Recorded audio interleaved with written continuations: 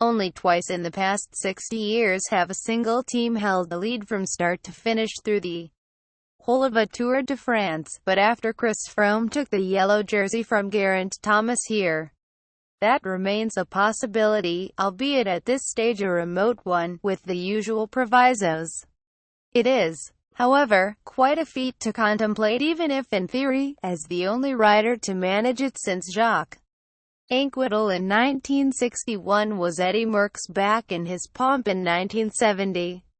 The finish here went almost totally to plan for Sky. Froome gained time on all his rivals apart from Fabio, who escaped 2.4 kilometers from the top of this brutal ascent and ended the day with a net gain of 26 sec on the three-time winner. Time bonuses included. Afterwards, the new race leader openly regretted that his team had given the Italian national champion so much latitude. They did not react when he made his move, and added that it would not happen again. The Sardinian, winner of the Tour of Spain in 2015, had endured a nightmare on his debut tour last year, cracking in the Alps when holding 8th place overall, and had been forced to miss the Giro d'Italia in May due to a knee injury. Additionally, he was hard hit, like the rest of his team, by the death of their veteran Michel Scarponi in April.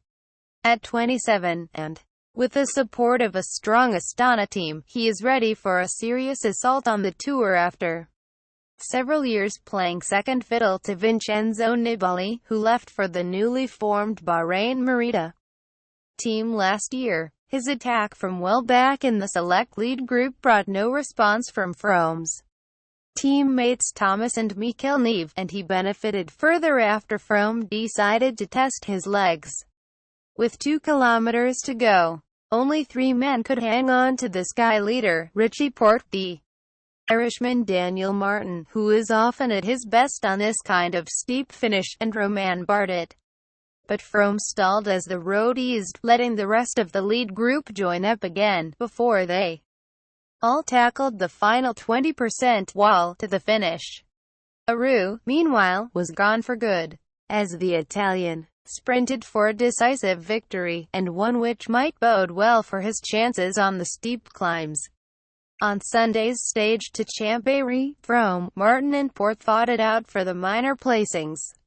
At the line, behind Porte, 8 riders spanned a mere 20 sec, and the chances are they will vie for the top 10 in the next couple of weeks. Bardet, Simon Yates, who took the white jersey of best under 25, Rigoberto Urán, Alberto Contador, Nairo Quintana, Thomas, Luis Meintjes and the 2016 King of the Mountains, Rafał Majka. Aru apart, this was plain sailing for Sky, as Porte's BMC opted to spend the entire stage pursuing an octet that looked strong enough to divide up the stage finish and the yellow jersey between them. It was hard to figure out quite why, but among the 8 was the Belgian Philippe Gilbert, who can climb sufficiently well that had he taken the yellow jersey with a few minutes in hand, he might have held it for some time.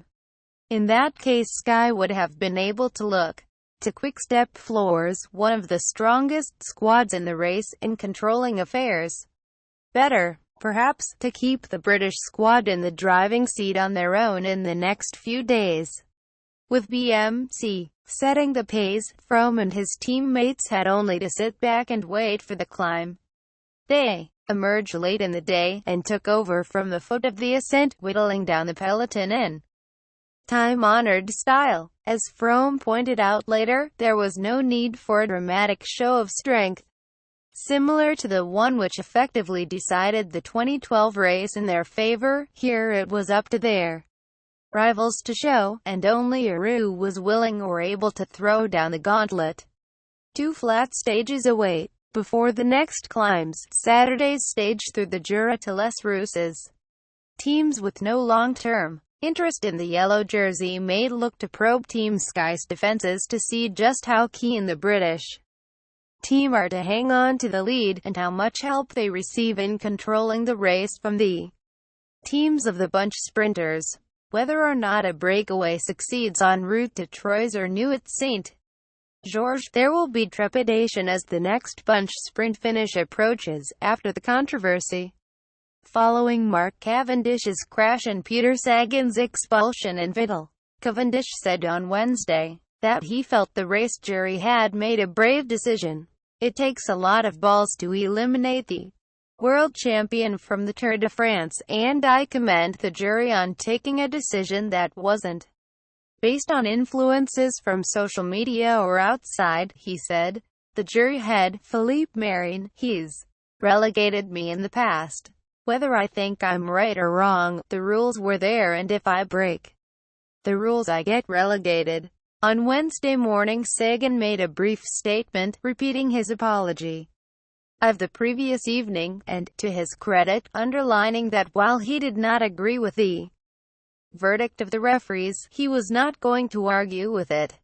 The Tour will move on for what should be a couple of routine transition stages, assuming that such days still exist in this eternally hectic race. Tour de France 2017, Fabio wins Stage 5, Froome takes yellow, live. Read more. Facebook, Twitter, Pinterest. Astana rider Fabio celebrates as he crosses the finish line at the top of La Planche des Belles Filles. Photograph, Guillaume Horcajuelo, EPA.